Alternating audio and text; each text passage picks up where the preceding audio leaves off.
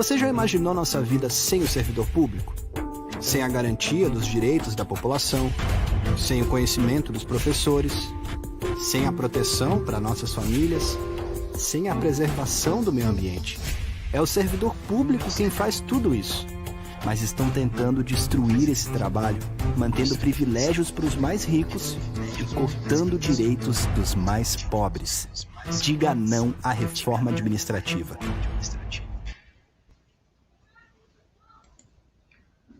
Boa tarde, sou Douglas Izzo, presidente da CUT São Paulo. Hoje o programa Conversa com recebe os companheiros João Marcos de Lima, presidente da FUSE, Sindicato dos Funcionários e Servidores da Educação do Estado de São Paulo, e Franklin Valdemar Nascimento, presidente da PEP, Associação dos Profissionais da Educação de Poá. Vamos falar sobre a luta dos servidores e profissionais da educação em nosso estado e na cidade de Poá. Boa tarde, João Marcos. Boa tarde, Franklin. Sejam bem-vindos. Façam as suas saudações iniciais aí para os companheiros e companheiras que nos acompanhem. Sejam bem-vindos. Obrigado, Douglas. Obrigado, Franklin, por a gente estar junto nesse debate aqui. Sou João Marcos de Lima, atual presidente da FUSE, Sindicato dos Funcionários e Servidores da Educação do Estado de São Paulo, agente de organização escolar, lotado na Escola Estadual Margarida de Camilo, em Poá, diretoria de ensino de Itaquá. Pai de 2 filhas, Juliane, com 31 anos, Jéssica, com 18, e vô do Samuel, de 2 anos, que é o meu parceiro, o camarada de luta aí, que sempre está comigo na parada aí. Lembrando que eu também, como presidente Douglas, meu parceiro e companheiro de longa data, resido e moro na cidade de Poá, cidade de Joia. Obrigado. É isso aí, João. Seja bem-vindo, Franklin. Boa tarde, Douglas. Boa tarde, João. Boa tarde a todos que nos acompanham aí pela internet. É um prazer imenso estar aqui, né? Sou o professor Franklin, atuo em Poá, sou professor de matemática, também sou gestor, né? Vice-diretor da rede municipal de Poá. E presidente da PEP, né? Associação dos Profissionais e Trabalhadores, que faz a luta na cidade desde 2018, até antes mesmo dela ser fundada, a gente já fazia a luta. Quero aqui cumprimentar todos os trabalhadores, as trabalhadoras que estão nos acompanhando nesse momento difícil, né, de pandemia, de recessão econômica, onde todos os desmontes são jogados nas costas dos trabalhadores. A gente está aí para esse importante debate, para estar falando um pouquinho aí da conjuntura no Brasil, também aqui na cidade de Poá, para todos vocês. Legal, legal, Franklin. João Marcos são companheiros aí de longas datas. Entrar e fazer pergunta para os nossos convidados, acho que é importante a gente frisar que hoje fazem 133 anos da abolição do trabalho escravo no Brasil, né? Uma abolição inacabada, que para nós é um dia de denúncia contra o racismo e um dia de luta contra a discriminação, o preconceito, o genocídio da população negra da periferia. Em especial, né, nesse momento aí em que tivemos uma chacina na comunidade do Jacarezinho, no Rio de Janeiro. Portanto, hoje tem uma jornada nacional ao racismo em todo o Brasil e no mundo, né? Hoje também é um dia de luta pandemia, e no momento de pandemia, o maior número de pessoas que estão morrendo vítima do Covid-19 é justamente a população negra, a população preta do país. E se a gente observar, no nosso país, que tem um desemprego recorde, 14 milhões de pessoas desempregadas, e se a gente considerar que o país tem 34 milhões aí, de pessoas que são informais, né? a maioria absoluta são negros, né? Então, por isso que o dia de hoje é um dia de luta e a CUT Nacional participa, junto com outras entidades, uma atividade contra a discriminação que ela tem os eixos aí. Nem bala, nem fome, nem Covid. O povo negro quer viver. Esse é o lema aí do nosso dia 13, um dia de luta em todo o Brasil. Então, feito esse registro, João Marcos e Franklin, vamos aí entrar aí nos finalmente e fazer aí um bate-papo sobre a relação aí da FUSE com o governo Bolsonaro e Dória aqui na cidade de Poá, com a prefeita Márcia Bin. Nós vamos ter muito que falar aí dessa prefeita na noite de hoje. João, você é presidente da FUSE, o sindicato que representa funcionários da rede pública da educação em todo o estado de São Paulo. Por os professores aí, existe uma luta que a POSP ela faz para que não se tenha aulas presenciais aí, em função da alta taxa de contaminação e mortes, inclusive, entre funcionários de escola. Como é que a FUSE ela tratou essa questão aí com o governo do estado? E fala um pouquinho da luta da FUSE nesse momento de pandemia, já que o governo, a escola estava fechada durante todo esse período de pandemia, as escolas estavam lá para atender a comunidade. Fala para a gente como é que se deu a luta da categoria durante esse período de pandemia, João. Bom, você finalizou o que eu canso de dizer em todos os cantos, que a gente vai fazer o debate sobre a educação de São Paulo, né? Que é quando o governador e o OCL vão a pública, que a escola pública está fechada, é uma grande mentira. Desde março, do início da pandemia, os funcionários continuaram em atividade, entregando chip agora no final, entregando kit merenda, entregando material didático para os alunos, atendendo ao magistério, atendendo a comunidade escolar, enfim, a escola não fechou. Quem ficou em casa, que era o pessoal do grupo de risco, que, de acordo com o protocolo sanitário, não poderia trabalhar. E mesmo assim, a escola se manteve aberta, de pé, firme. Tivemos muitas baixas dos companheiros que adquiriram Covid durante esse caminho da pandemia aí, que Deus o tenha, que são guerreiros e guerreiras que entregaram sua vida de verdade, de fato, para a educação de São Paulo. E deixar bem claro para as pessoas que estão nos ouvindo e assistindo que a nossa campanha sempre vai ser pela defesa da vida, independente de quem esteja, em que governo que esteja. A campanha em defesa da vida, intransigente da vida.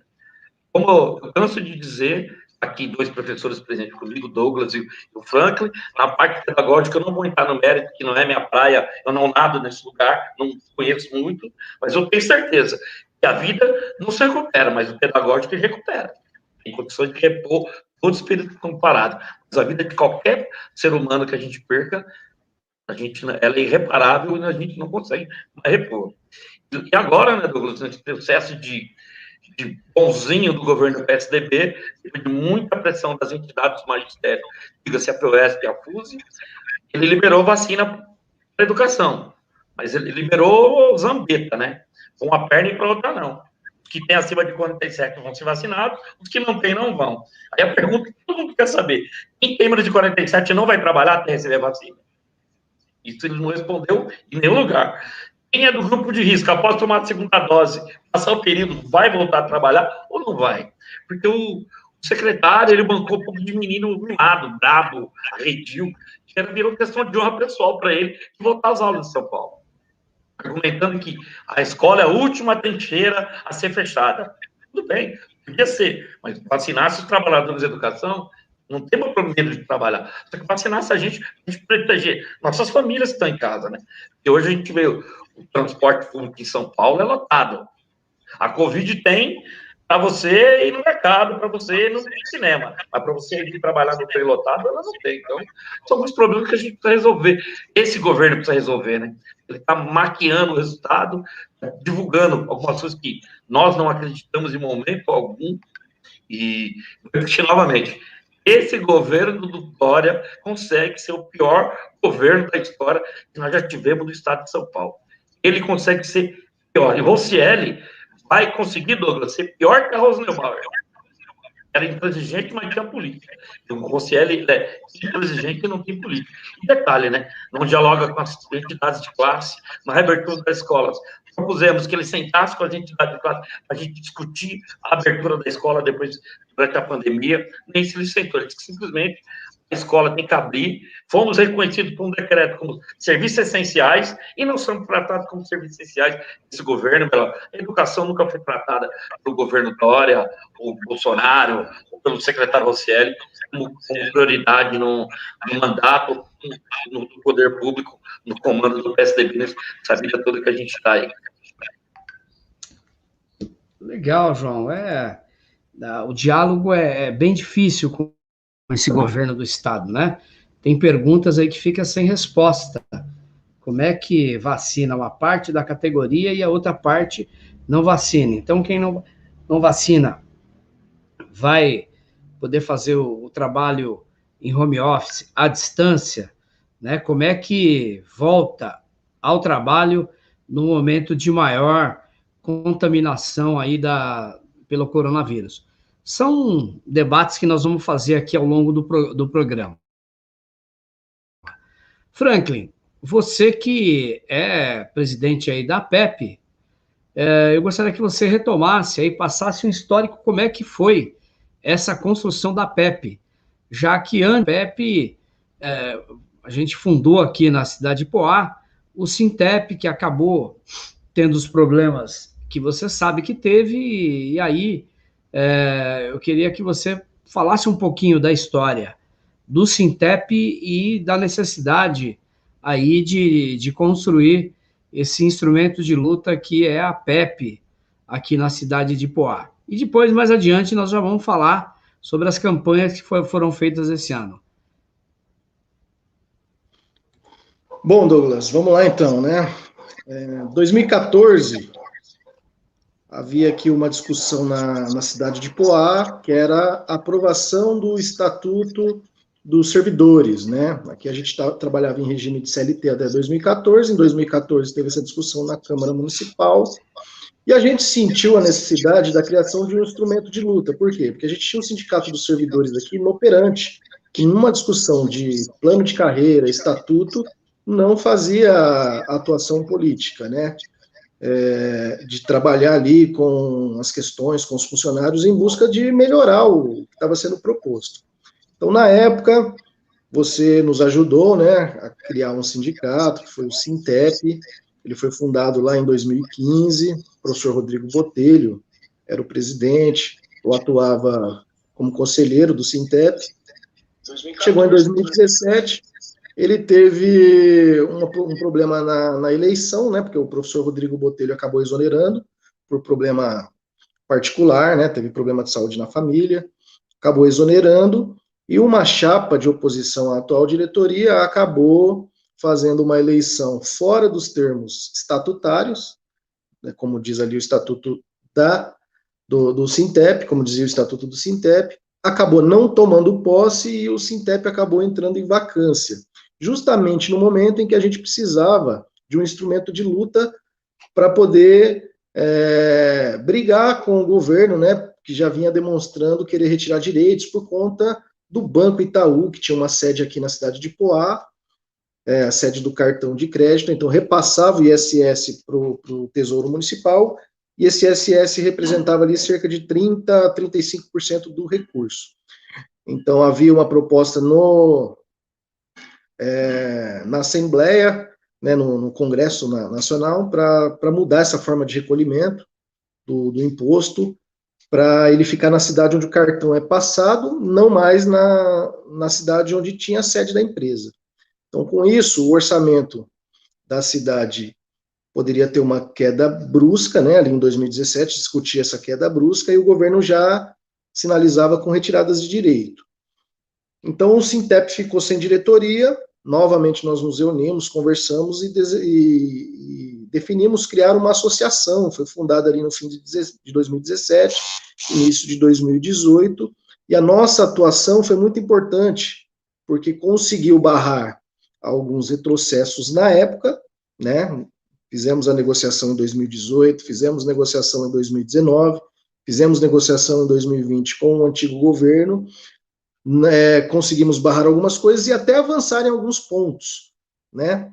E aí foi criado a APEP, né? Que basicamente tem a mesma diretoria que tinha o Sintep antes dele acabar sendo prejudicado por conta dessa eleição que foi feita sem os trâmites estatutários. Estamos aí na luta agora em 2021 contra o governo atual da Márcia Bin do PSDB, que não recebeu a APEP para dialogar, na verdade não recebeu nenhuma das entidades, recebeu depois dos projetos passados e aprovados na Câmara Municipal, recebeu algumas entidades para dizer que isso se fazia necessário, mas não recebeu, não quis construir em conjunto uma saída para a crise, visto que a gente entende que o município perdeu receita por conta da saída do Itaú e também se agravou por conta da pandemia.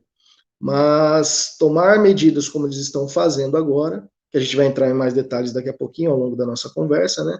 Não me parece ser o ideal e é o que está acontecendo. E a APEP tem aí, está crescendo, já fornece convênio médico para os seus associados, está fazendo parceria de colônias de férias, parceria com algumas instituições educacionais e está sempre presente ali na luta em conjunto com seus filiados e com toda a base que é da educação e de todos os servidores da prefeitura, Douglas.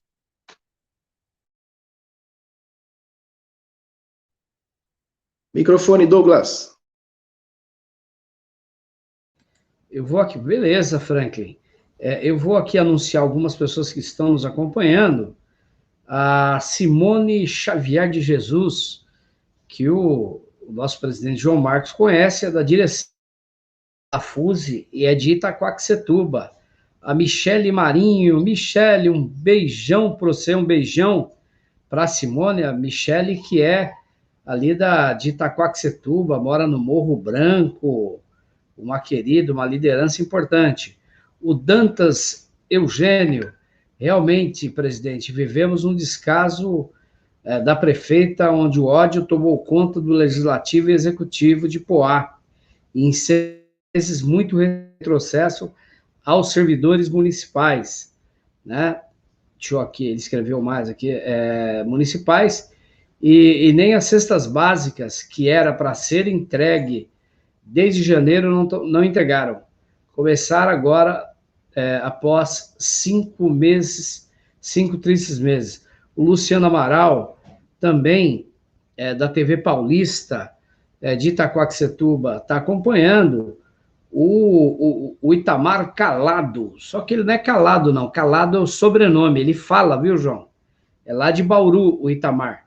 E a Jarila, que está nos assistindo aqui, mas não comentou nada, mas eu vejo aqui pelo meu monitorzinho que ela tá assistindo também a gente. Então, vamos lá. Eu quero aqui fazer uma pergunta para o nosso querido João Marcos. Nós, a CUT, acompanhamos de perto a luta dos nossos sindicatos desde o início da pandemia na defesa dos direitos para garantir os EPIs, que são os equipamentos de proteção individual. Para quem atua na linha de frente ou tiveram de seguir ou retomar o seu trabalho. Como já temos a retomada das atividades nas escolas do Estado, que, aliás, nunca parou, a FUSE tem recebido muitas reclamações de trabalhadores e trabalhadoras aí por questões de falta de EPI. Vocês têm algum levantamento sobre os profissionais da educação contaminados durante esse período de atividades presenciais em que os funcionários estiveram atendendo a comunidade e atendendo os estudantes aí na secretaria da escola, e queria também dizer para quem nos acompanha que a FUSE é o sindicato da minha querida mãe, né? Minha mãe foi servidora pública estadual, ela foi servente, né? E eu não tenho problema de falar qual era a atuação da minha mãe na escola, e foi aí uma associada da FUSE, primeiro lá na Vila Mariana, na escola Roldão Lopes de Barros, e depois se removeu para Diadema, né? No Roldão Lopes de Barros, ela ingressou em 1965, o ano que eu nasci, né? No segundo semestre de 1965, e depois se removeu para o Carolina Carzini Cardim, lá da cidade de Diadema, do bairro do Campanário, né? Então, toma conta desse sindicato, hein, João? Esse sindicato, para mim, tem algo mais, né, que me liga aí aos funcionários, ao sindicato dos funcionários de escola. Então, como é que foi essa... Vocês têm alguns dados? Como é que foi durante esse período, João? Conta pra gente. Então, Douglas, a honra, né, pela a mãe, como nossa carreira aqui do Serviço Público da Educação, e a gente se sente honrado hoje em estar na presidência desse sindicato, né? Porque vem numa trajetória de luta aí há muito tempo. A gente conhece desde a primeira vez que você chegou em Itaquá como professor lá na subsede de Itaquá, junto com o Carlos, com o Wagner, a finada Ju, enfim, a galera, o Marcelo, uma galera que tinha lá que vocês colocaram para quebrar e nunca abandonaram os funcionários. Pelo contrário, ajudaram a gente na organização no Alto GT, conjunto, ajudaram, eram parceiros, são parceiros, né, como a PUSPE, na nossa organização, não só no Alto GT, no estado inteiro, que nós temos uma parceria com a PUSPE, que é a nossa Corban, né, é uma entidade, uma categoria que está dentro da escola, junto com a gente, no dia a dia. Bom, sobre a questão dos EPIs, questão de volta às aulas, nós tivemos, sim, alguns problemas que foram passados para a gente sobre álcool gel vencidos, né, em algumas escolas. A gente barrou aonde? Os funcionários, muitos não queriam fazer a denúncia com medo de represália, né? Porque hoje, querendo ou não, a mídia está aqui em cima, as redes sociais são muito rápidas, né? Só você fazer denúncia também muito rápido para pegar quem fez. Então, as pessoas com um certo receio, muitos não mandaram para a gente, mas não se identificavam. Eu não posso fazer uma denúncia a CUT, por exemplo, para a CNTE, dizendo que a escola do Franklin, que é o diretor, está com álcool vencido, sendo assim, ninguém disse para mim. Tinha gente que tem argumento e dados. Aí o pessoal ficou meio receoso, mas tivemos problemas de escola que estavam regulando o diretor a máscara descartável. A escola recebeu verba para isso, álcool gel para funcionário utilizar. A ponto de chegar e falar assim: você paga o seu álcool gel de casa, tendo que a obrigação de quem do patrão fornecer esses equipamentos básicos de usar dentro da escola. Douglas, fornecer uma máscara descartável para o funcionário trabalhar 8 horas por dia, olha para mim, isso é inadmissível.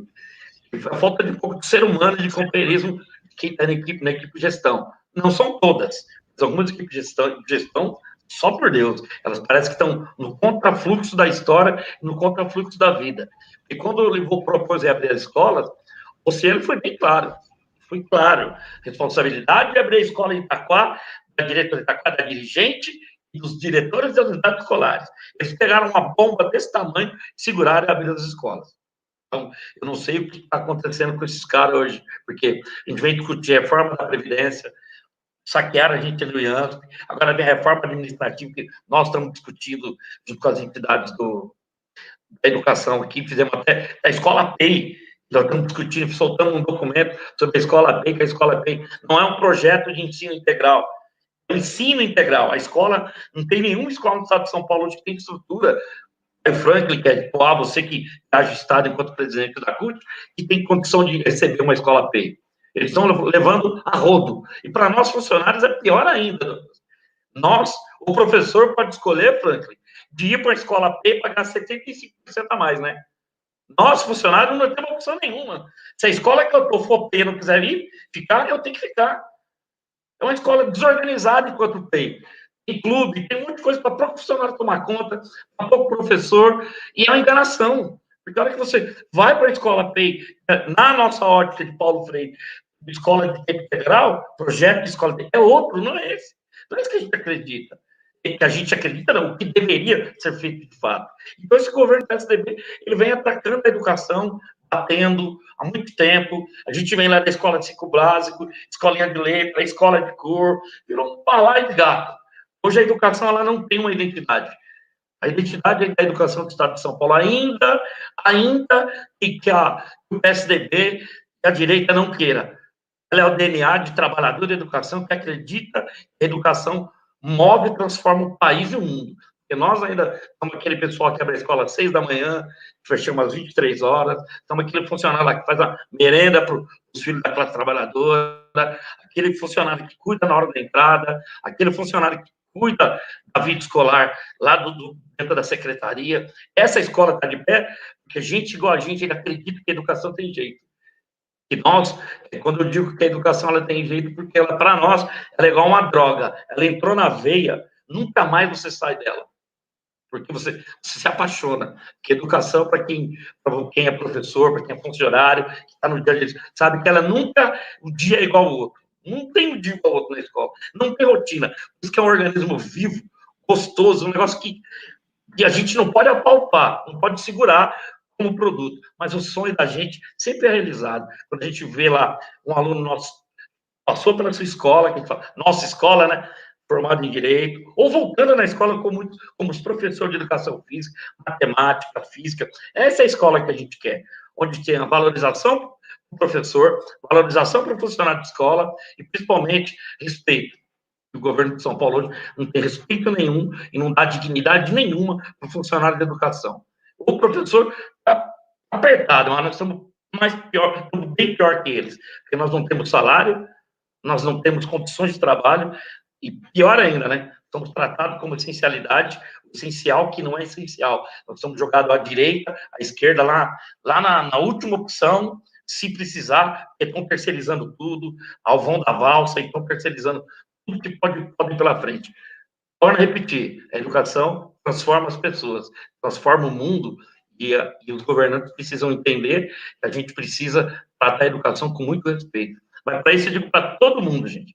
Se a gente não começar a mudar na hora de votar para vereador, votar para prefeito, deputado estadual, federal, senador, governador e presidente, é esse país que nós vamos ter pro resto da vida, porque não vai dar, a gente não vai suportar mais 4 anos de PSDB, ou mais 4 anos no governo genocida, um governo que não acredita, que está brigando com o mundo, e acho que tem razão. Desculpa que eu fui muito prolonguei, Douglas, desculpa aí, mas a gente tem que aproveitar que está com o meu presidente e conversar com você. Sem som.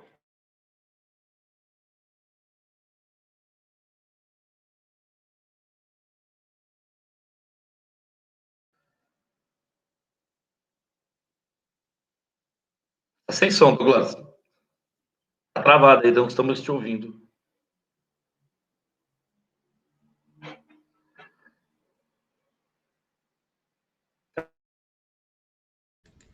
Estou desaprendendo a mexer nisso aqui. Eu estava na parte certinha ali da minha em cima da sua fala, eu queria fazer uma pergunta. Pergunta não, né? Eu queria que você dissesse para a gente, e depois o Franklin também pode falar sobre isso. Então, o governo Bolsonaro quer fazer aí uma reforma administrativa e coloca os servidores públicos como grande vilão no Brasil, né? Que o Estado é pesado e que é preciso fazer a reforma administrativa, porque o Estado é pesado e funcionário público ganha muito e trabalha muito pouco. Eu vou perguntar para você e depois o Franklin também pode falar. Eu quero saber se funcionário de escola ganha muito. Eu já sei, eu poderia responder, mas eu quero que você responda. Até porque sei desde criança que funcionário de escola, né, passando funcionário de escola, eu gostaria que você dissesse, João, porque estão tentando fazer uma reforma administrativa para acabar com o concurso público, com a carreira, com a estabilidade do servidor público, usando justamente esse argumento. Fala para mim, João, funcionário de escola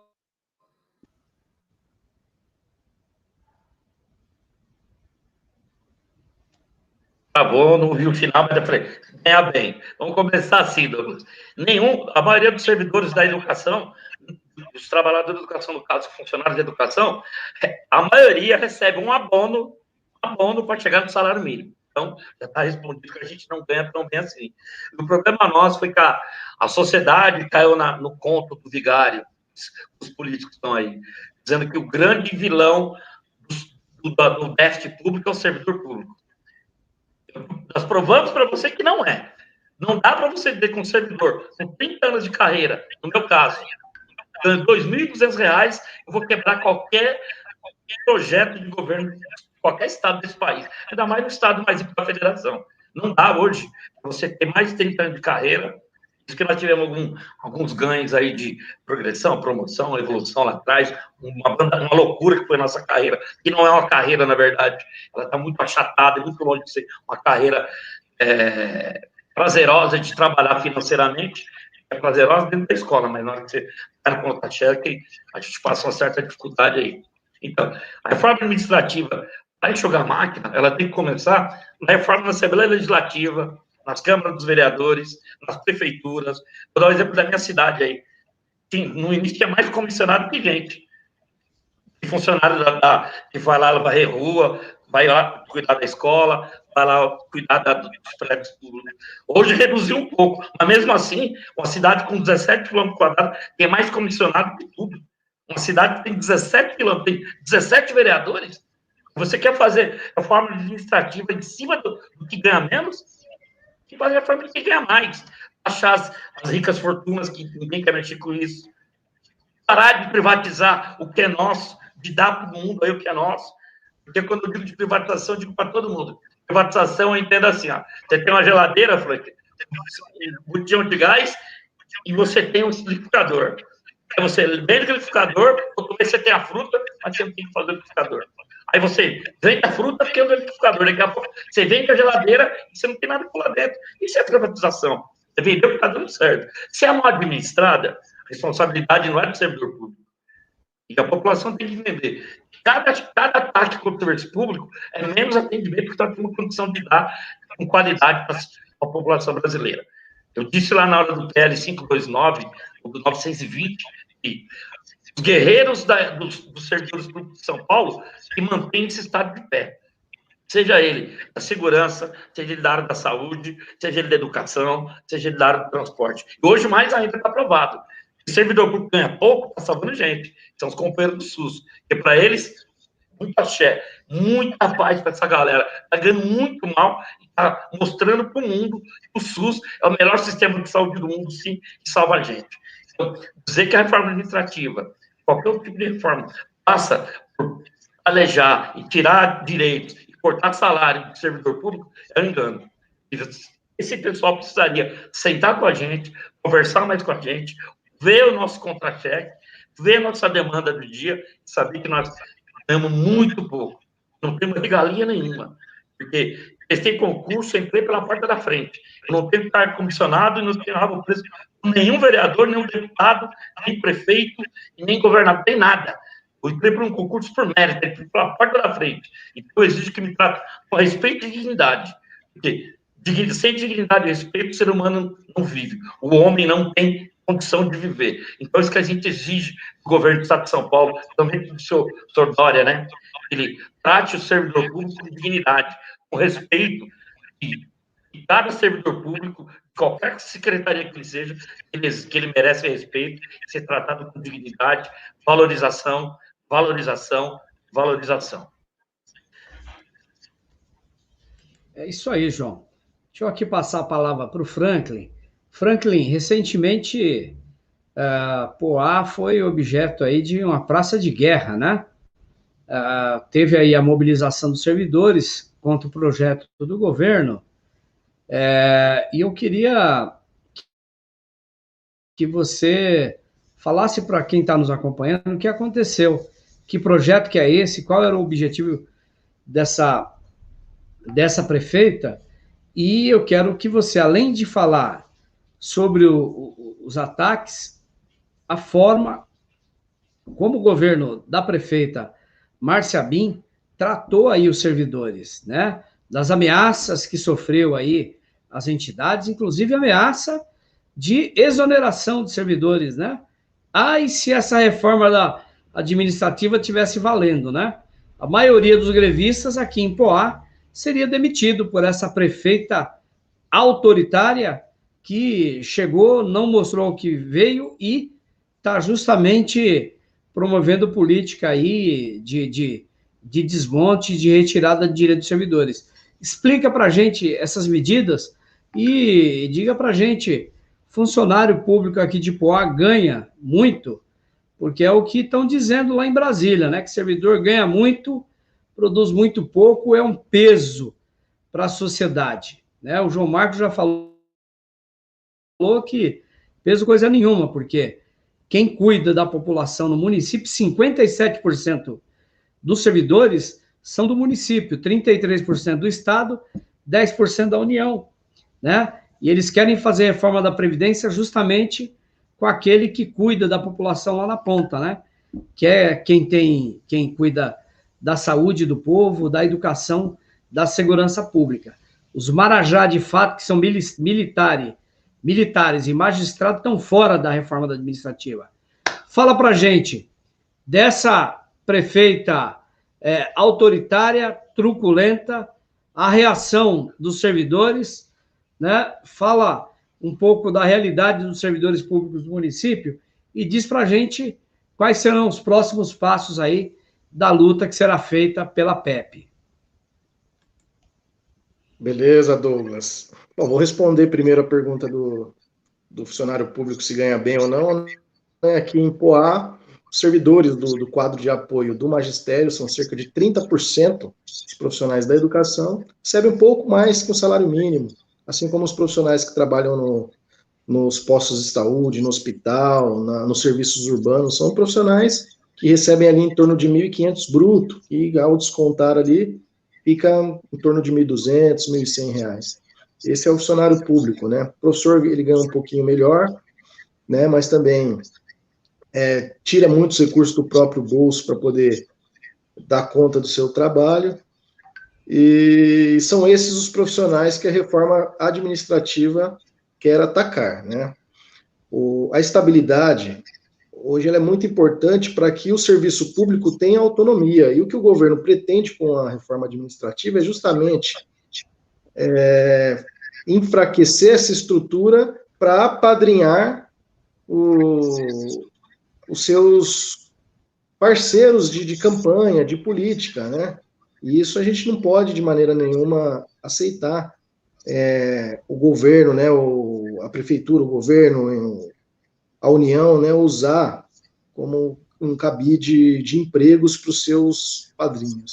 E esse é o principal ponto aí da reforma administrativa, porque, de fato, os servidores públicos que trabalham na ponta, segurança, saúde, educação, serviços urbanos, não recebem altos salários. Quem recebe alto salário é funcionário comissionado, funcionário do alto escalão. Você citou bem aí militares, mas militares lá do alto escalão, não é o PM que está na rua aí protegendo você, não é o guarda civil, né? O pessoal do alto escalão mesmo. Então, essa reforma administrativa, se já estivesse valendo, muito servidor não estaria aí nos seus cargos por discordar da política, né? Ou você concordaria com aquela política, ou você estaria fora acabaria ali com a estabilidade, né? A estabilidade, ela tem esse ponto fundamental. E aí eles criminalizam, né? O alto escalão acaba criminalizando os servidores perante a sociedade, assim como tentaram criminalizar os sindicatos na estrutura da luta organizada, e é isso que acontece. Agora, voltando aqui para a questão do governo, né? Vou tratar do governo passado, quando iniciou a pandemia, que a gente já teve que atuar enquanto entidade. Logo no início da pandemia, as aulas foram suspensas, férias antecipadas, e aqui na cidade o ex-prefeito, ele acabou declarando que iria fornecer, naquela questão da alimentação das crianças, um marmitex, para os pais irem diariamente nas escolas para buscar esse marmitex. Isso aí foi rechaçado pela categoria, pelos pais, porque no momento de pandemia você ia fazer as pessoas deslocarem até a escola. E por fim, ele acabou cedendo o kit alimentação entregue mensalmente. Tivemos que entrar na justiça, lá em maio do ano passado, porque os servidores foram obrigados a cumprir horário nas escolas, não os professores, não os servidores do quadro de apoio, os gestores também, e num horário comercial, nós entramos na justiça, porque a primeira coisa que a prefeitura fez quando entrou a pandemia foi suspender contrato de limpeza e de merenda, o que ocasionou até demissão dessas servidoras que eram terceirizadas, né? Trabalhavam por empresas terceirizadas. Então, olha só, já uma questão da reforma administrativa. E as escolas ficaram à mercê, né, do vandalismo, de questões sanitárias, porque não recebiam a higienização, e os profissionais que ali estavam precisavam atender a população sem essas condições. Entramos na justiça, conseguimos uma liminar, 2 dias as escolas ficaram fechadas, e a prefeitura recorreu para o presidente do TJ, né, que derrubou essa liminar, e por fim, quando foi julgado o mérito da questão, já estava quase ali no fim do ano, com um plano de retomada do Estado, as escolas permaneceram abertas. A gente fez até uma carreata em defesa do não retorno às aulas, né? Conseguimos o rodízio e conseguimos ainda que o governo encaminhasse, ainda que de forma minguada, alguns EPIs, porque nem isso ele tinha feito. Isso na gestão passada, né? Chegamos nessa gestão e iniciamos aí um processo de resistência, né? É uma gestão que veio com o intuito de resgatar uma gestão antiga que teve, no caso, a gestão do Testinha, que governou até 2014,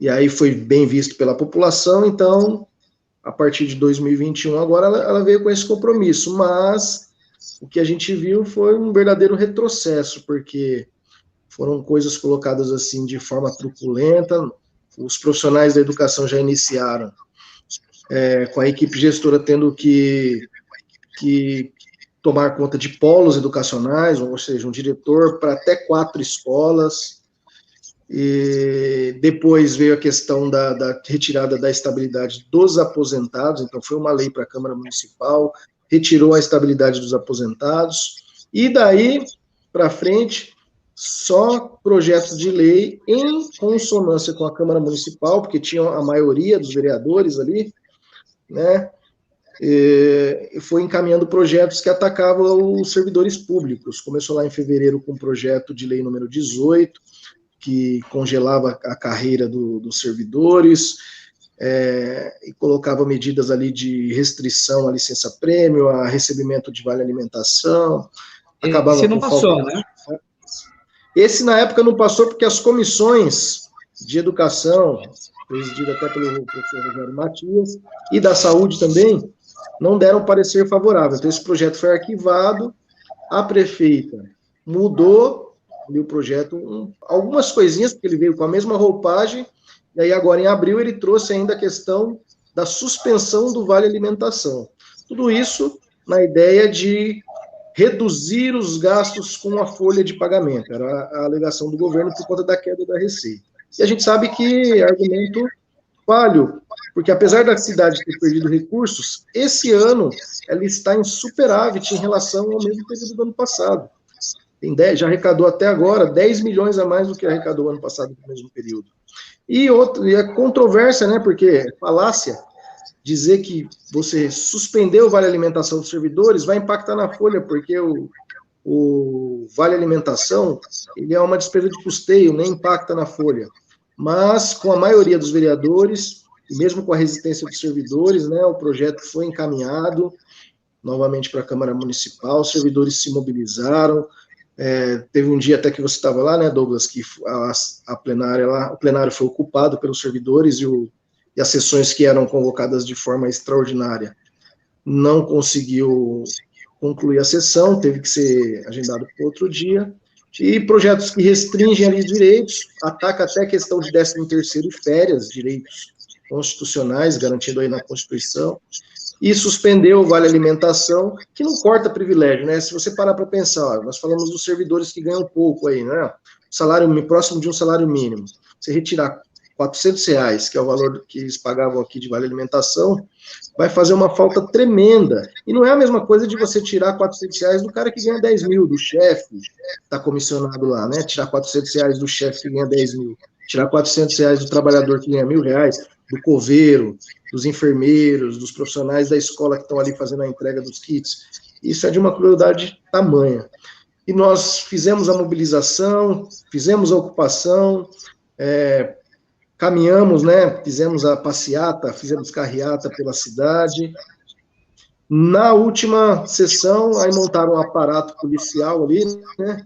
Segurança, com tropa de choque, fecharam a rua da Câmara Municipal para que os servidores não pudessem, como forma de intimidação, e nem o governo quis dialogar com as entidades, não se manifestou, não compareceu à audiência pública, e nenhum dos vereadores que votou favorável ao projeto teve coragem de subir na tribuna para defender o projeto, para dizer por quê, para quê. Não teve.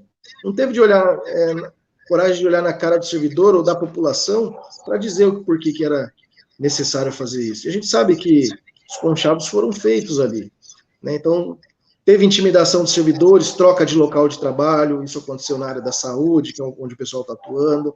Teve intimidação até para a empresa que prestava serviço para a gente, né, de som, como o caso do secretário de administração, Marcos Borzani, que é genro da prefeita, e está lá em várias secretarias, ligou para a empresa, para ameaçar a empresa, que se ela mandasse o caminhão de som para a manifestação, ele ia mandar prender o caminhão, ele ia mandar depredar, multar. Olha só em que nível nós chegamos, né? E mesmo assim os servidores foram guerreiros, porque no momento de pandemia fazer a mobilização é complicado, né? E é isso que o governo está querendo fazer, aproveitar esse momento de pandemia para tentar, como diz lá o ministro Salles, né, passar a boiada. É isso que o governo municipal aqui está fazendo. E outra, o governo veio sem uma agenda nenhuma, só cortando. Kit de alimentação começou a ser entregue agora, né, meados de maio, já tivemos fevereiro, março, agora, só, nem veio a questão do retroativo.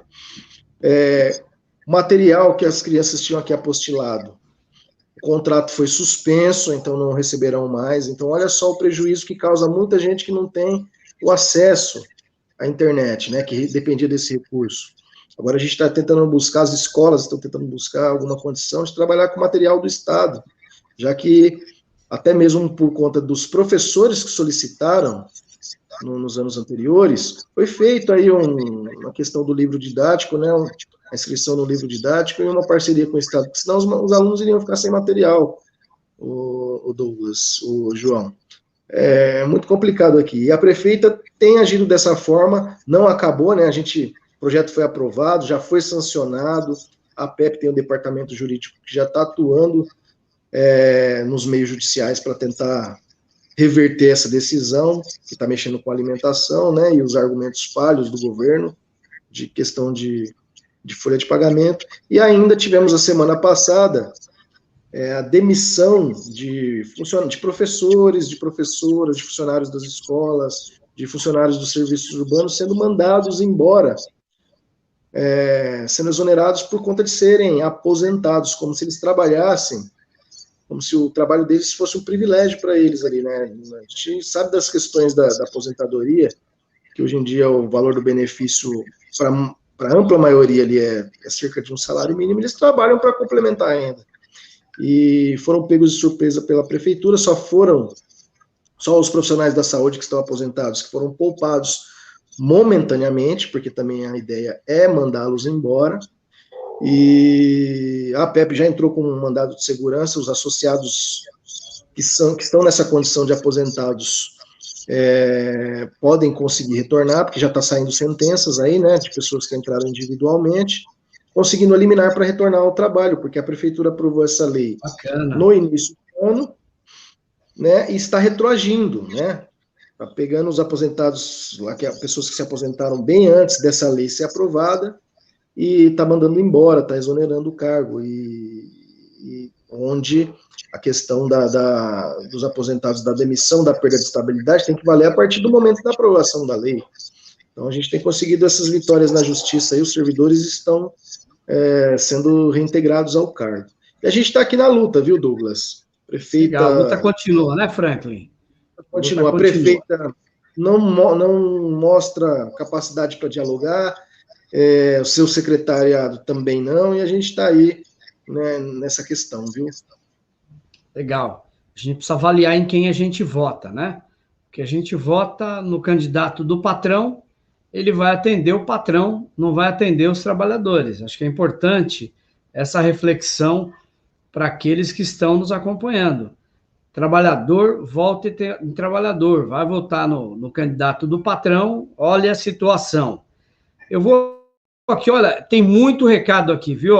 Roberto Claro, a Débora Machado, Rosilda Silva, Joana Dark Paula, Tirejo Matos, não reforma administrativa, fora Bolsonaro, Noêmia Sabino, né, lá da subsede de São Carlos, Edna Pires de Oliveira Barbosa, da subsede da CUT de Guarulhos, a Maria Alice Lopes, da subsede Sudeste, deve ser Sudeste da FUSE, Elvira Mendonça, da FUSE de Campinas, a Lívia Bespalec, está dizendo boa tarde, a Rose Silva, da subsede da CUT do Vale do Paraíba, Marilene Lopes, Joana Dark Paula, Heloísa Pacheco. Heloísa trabalhou comigo no Kakunozuki no ano 2000 e mora e trabalha aqui em Poá.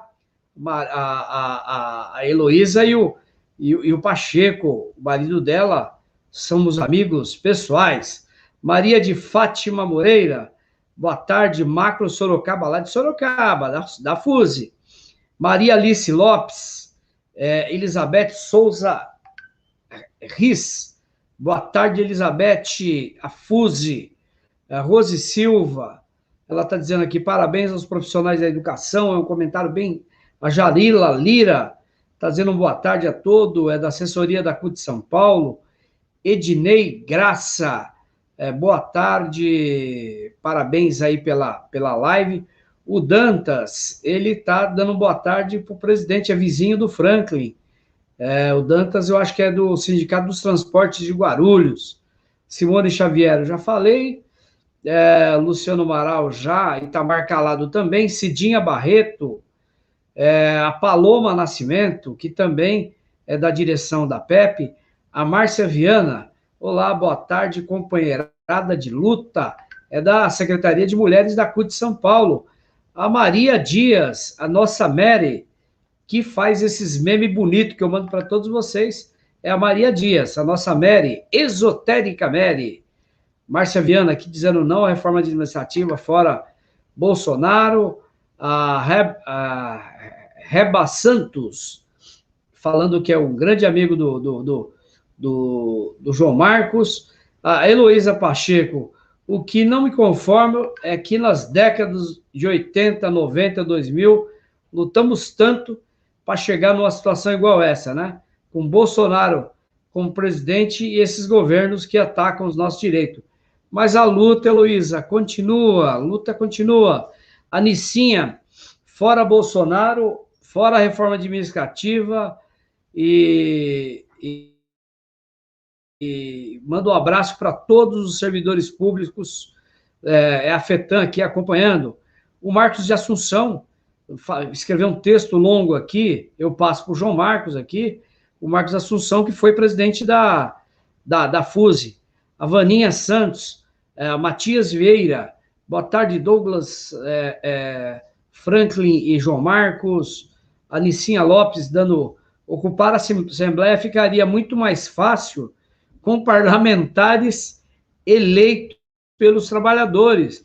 Ela está dizendo, tem que votar certo, vamos ocupar a Câmara, mas com candidatos que estejam alinhados com os interesses aí dos trabalhadores e trabalhadoras. O Reginaldo de Oliveira, boa tarde, Douglas, boa tarde, João Marcos, nossos professores da Prefeitura de São Paulo que estamos em greve pela vida, é verdade. Os professores de São Paulo estão em greve aí pela vida, todo o nosso apoio aos trabalhadores da educação de São Paulo. A Nilceia, presidente da FET, está mandando um abraço para todos nós aqui. E a Heloísa falando, passaram por cima da Carta Magna aqui em Poá. Então é isso, né, gente? Muita gente assistindo. Agradeço, curta, compartilhe, dá um joinha. Convido os amigos para participar, né, dessa nossa live. Olha lá, a Reba é torcedora do Santos, que eu vi aqui no meu...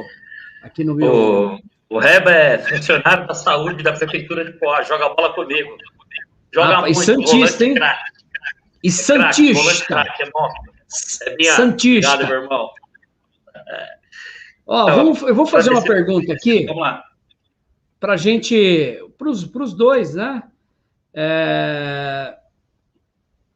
Sobre a importância aí, como hoje é o dia 13 de maio e é uma data importante, eu queria que vocês falassem sobre a questão do preconceito no serviço público, tanto no serviço público estadual, como no serviço público aqui no estado, né? E gostaria que vocês falassem um pouco da conjuntura.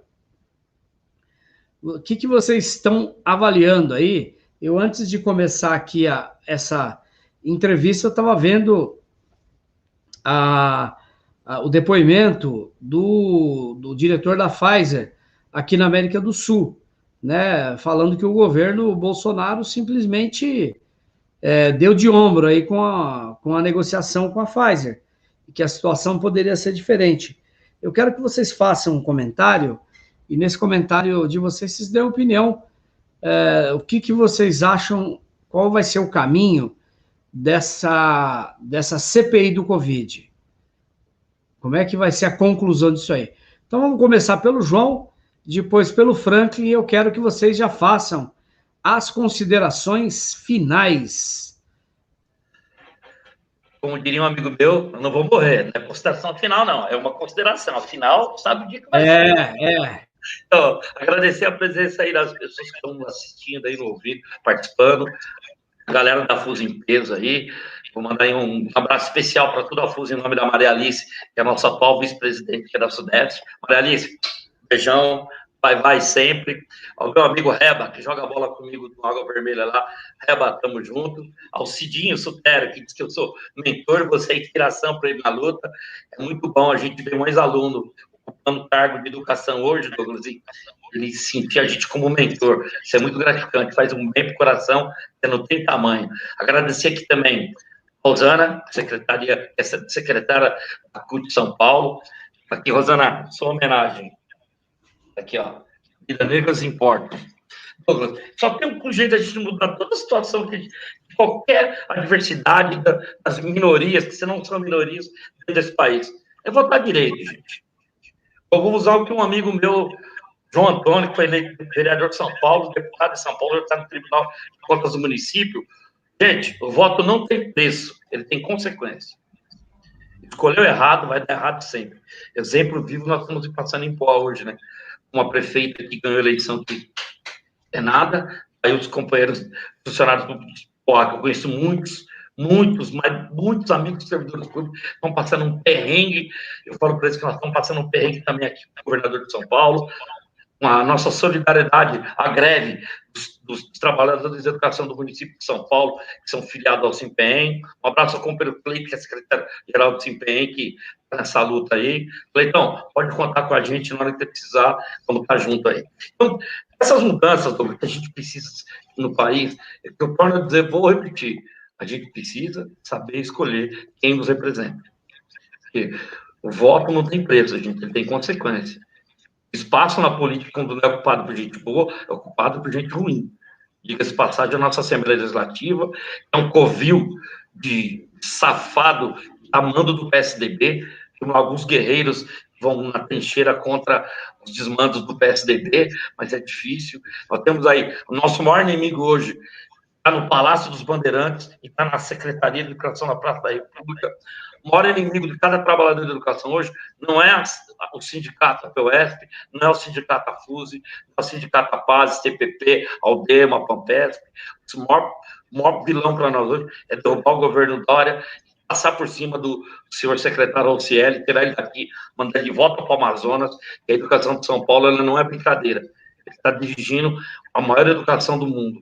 E nós tratamos com muito carinho há muito tempo. E só para concluir, que as pessoas sigam nossas redes sociais aí da CUT São Paulo, a minha fanpage, João Marcos de Lima Fuse, meu canal no YouTube, lá João Marcos de Lima, minha página no Facebook, sigam lá, entrem no site da Fuse, estão disponíveis para a gente conversar sobre a reforma administrativa, a escola PEI, enfim, sobre todos os pontos que atacam o servidor público, nós estamos aqui para conversar com todo mundo. Não temos inimigos, queremos construir companheiros e parceiros na luta do dia a dia, constrói com a gente uma educação de qualidade, educação pública, e salve Paulo Freire, salve Paulo Freire, grande mentor da educação do Estado do Brasil, né? Eu diria do mundo. Para concluir, usar uma frase que a gente usou muito: ninguém solta a mão de ninguém, Franklin. E juntos somos fortes.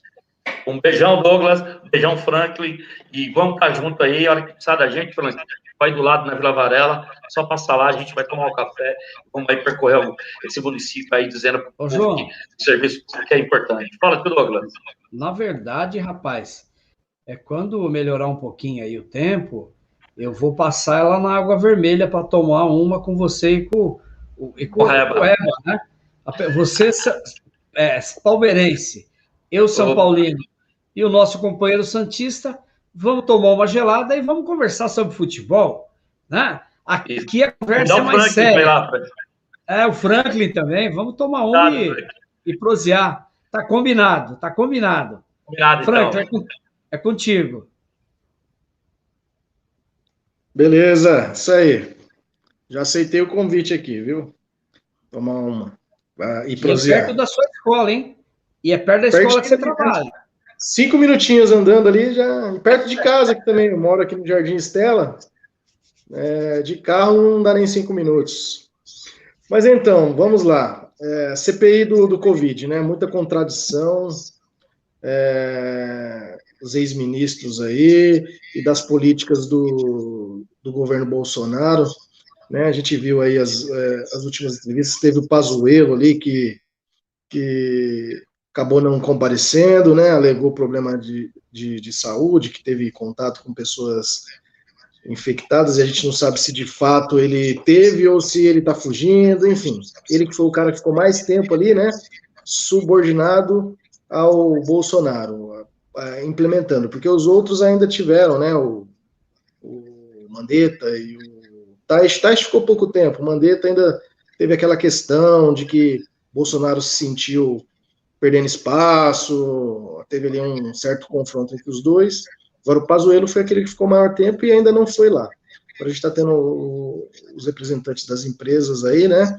Como o rapaz que esteve ontem prestando depoimentos lá, que tinha dado uma entrevista para a Veja, mas estava desconversando, enfim. A gente vai pegar muita coisa aí, até porque o governo Bolsonaro, ele não apostou naquilo que tinha que ser apostado, que é a vacina, né? Ficou muito na questão de cloroquina, muito na questão de não pode parar a economia, e incentivando, né? Colocando fogo ali, né? Colocando gasolina no fogo, para incentivar a população, porque a gente sabe que a questão de economia, quando você tem uma quarentena, vai atingir, mas se a política vem numa questão de forma conjunta, você consegue minimizar esses impactos, mas o governo Bolsonaro não apostou nisso. Ele apostou justamente no caos para justificar até mesmo o quão ruim é o seu governo, né? Ele queria lá, no ano passado, aprovar um auxílio emergencial de R$200. Se não fosse lá os governos, os deputados ali, principalmente da ala da esquerda, chegar num debate ali para chegar em R$600, a população tinha recebido R$200, era a política dele e do Guedes. Então, é muito complicado, né? Essa questão, a pandemia tinha que ser tratada com seriedade, o governo Bolsonaro não fez isso. Aliás, não faz isso em nenhum dos campos em que ele atua, né? O Bolsonaro parece que está naquela campanha, né? Aquela campanha dele que ele fica apostando naquilo que é contraditório e esquece de governar. E ainda trabalha com muita questão de falsas informações, de fake news, né? Como foi feito lá na eleição.